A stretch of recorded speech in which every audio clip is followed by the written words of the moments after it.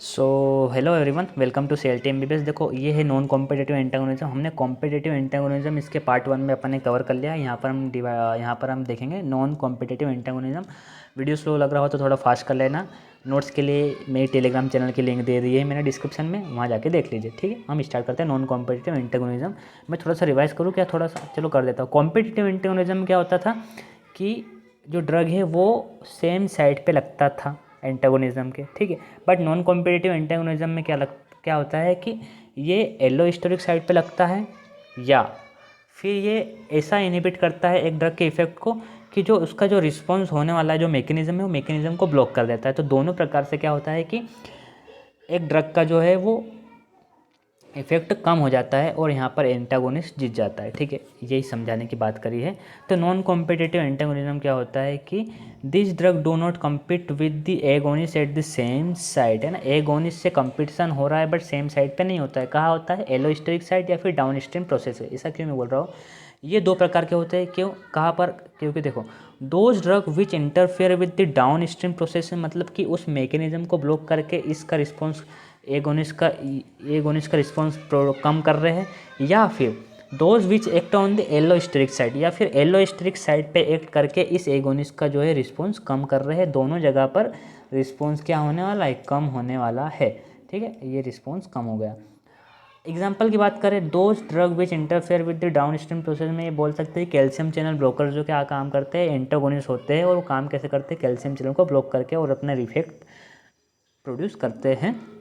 Example की बात करें, निफेडिपाइन एंड वेरापेमिल, ये दोनों ड्रग क्या होते हैं? कैल्शियम चैनल ब्रोकर्स है जो कि अपने बीपी को कम करते हैं।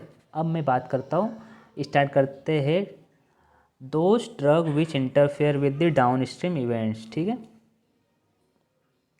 अब मैं पढ़ रहा हूँ नॉन कॉम्पिटिटिव एंटागोनिज्म में फर्स्ट कैटेगरी, ऐसे एंटागोनिज्म जो कि डाउन स्ट्रीम प्रोसेस, मतलब कि मैकेनिज्म में अफेक्ट करके, मैकेनिज्म को ब्लॉक करके अपना इफेक्ट या फिर अपना एंटागोनिज्म इफेक्ट प्रोड्यूस करते हैं, वो हम देखने वाले हैं ना। तो एग्जाम्पल की बात करें, सॉरी एग्जाम्पल नहीं, हाँ मतलब देखो, पढ़ देता हूँ एक बार। नॉन कॉम्पिटिटिव एंटागोनिज्म में क्या बोलेंगे? दो through those that interfere with the down stream processes. ठीक है, डाउन स्ट्रीम इवेंट्स। एग्जाम्पल की बात करें तो इफेक्ट ऑफ नॉर एपिनेफ्रिन जो कि बीपी को बढ़ाता है, is inhibited by nifedipine through the interference in the activation of calcium channel. Because of this vasoconstriction cannot occur and due to this BP remain normal। कहने की बात यह है कि जो नॉन एपिनेफ्रिन है वो क्या करवाता है कि बीपी बढ़वाता है। अब ये बीपी कैसे बढ़वाता है? ये अल्फा रिसेप्टर पे जाएगा और वहाँ से सेकेंडरी मैसेंजर या फिर बोलते हैं सेकेंडरी मैसेंजर को प्रोड्यूस करके कैल्शियम चैनल को एक्टिवेट करता है, जिससे कैल्शियम की एंट्री होती है, जिससे डीपोलराइजेशन होता है, वासोकंस्ट्रिक्शन होता है। वासोकंस्ट्रिक्शन हो गया तो बीपी बढ़ जाएगा। बट जो निफेडिपाइन है वो क्या करता है? डाउन स्ट्रीम प्रोसेस, इसकी जो मैकेनिज्म है उस पर जाके ब्लॉक कर देता है और जो है आगे अपना जो इफेक्ट ये प्रोड्यूस नहीं कर पाता। जो निफेडिपाइन है, ये एग्जाम्पल है, ये यहाँ पर ब्लॉक करता है, मतलब सेकेंडरी मैसेंजर को ब्लॉक कर देता है। एक्टिवेशन ऑफ कैल्शियम चैनल नहीं हो पाएगा तो फिर कैल्शियम की एंट्री नहीं हो पाएगी, डीपोलराइजेशन नहीं हो पाएगा और वासोकंस्ट्रिक्शन नहीं हो पाएगा, तो ब्लड प्रेशर जो है वो नॉर्मल हो पाएगा या नॉर्मली रह जाएगा। एग्जाम्पल है निफेडिपाइन। ठीक है, ये याद रखना है।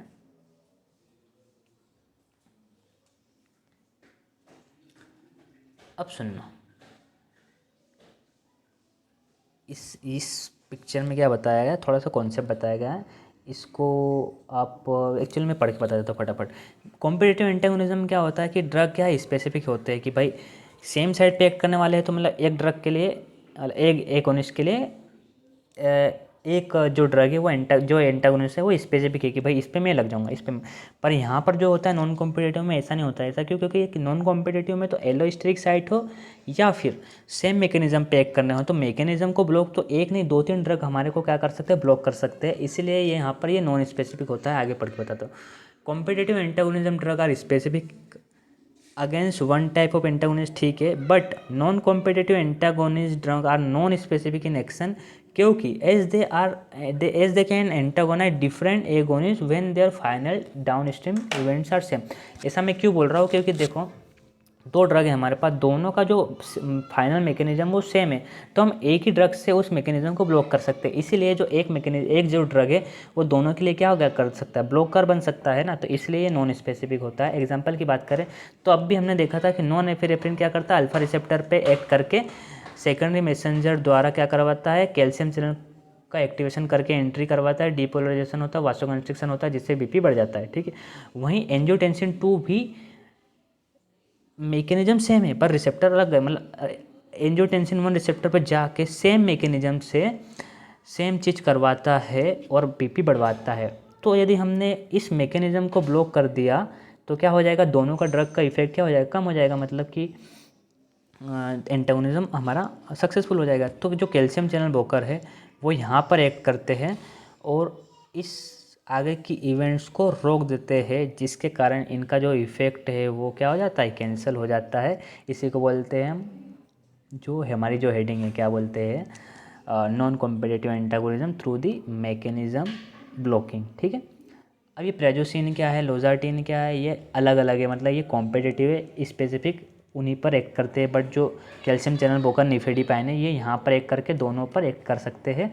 अगला बात करें तो नॉन कॉम्पिटिटिव एंटागोनिज्म, ये non competitive antagonism but through attaching to the allosteric site. अब क्या होता है कि ये एलोस्ट्रिक साइट पे बाइंड होकर एंटागोनिज्म प्रोड्यूस करते हैं through binding at the allosteric site of the receptor. These drugs do not compete directly with the agonist for this receptor binding, but rather it prevent the activation of receptor by binding at the allosteric site। कहने की बात यह है कि same site पे ना ही effect करते, same site पे बाइंड करके कंपटीशन नहीं बढ़ाते हैं, ना ही डाउन स्ट्रीम प्रोसेस पे कंपटीशन बढ़ाते हैं, ये तो बस एलोस्टेरिक साइट पे लग के अपना एंटागोनिज्म प्रोड्यूस करते हैं। एग्जांपल की बात करें तो फ्लूमेजेनिल। ठीक है, ये ड्रग क्या करता है, it prevent the binding of the GABA at the GABA A receptor. ठीक है, in this example flumazenil flumazenil affect the allosteric site of the GABA A receptor. Here at the allosteric site it prevent the binding of the benzodiazepines. Due to this, GABA cannot bind to its receptor site because there is no benzodiazepines at the allosteric site। Example की बात करें तो मैं आपको समझाता हूँ, जो फ्लूमेजेनिल है ना, हाँ बोलते भी नहीं आता ये ड्रग का नाम तो क्या, तो ये जो ड्रग है ये गाबा ए रिसेप्टर की एलोस्टेरिक साइट पे जाकर लग जाता है, जिसके कारण जो बेंजोडाइजेपिन से वो बाइंड नहीं हो पाता, बेंजोडाइजेपिन्स यहाँ पर बाइंड नहीं हो पाता है। तो इसके कारण जो इसकी एक्टिविटी है गाबा रिसेप्टर की, वो गाबा के लिए कम हो जाती है, मतलब कि अब जो गाबा आने वाला है वो यहाँ पर अच्छे से बाइंड नहीं हो पाता है। यही इसके कारण इसी में यहाँ पर इसी तरह से हम फ्लूमेजानिल अपना वर्क करता है और non competitive antagonism against at the allosteric site का एक एग्जांपल बन जाता है। ये हमारा हो गया है पूरा ग्राफ। ये तो अगला टॉपिक है ना, ये हमारा पूरा हो गया वीडियो। यदि वीडियो अच्छा लगा तो प्लीज़ लाइक करें, चैनल को सब्सक्राइब करें। मिलते हैं अगले वीडियो में, जब तक टेक केयर, बाय बाय।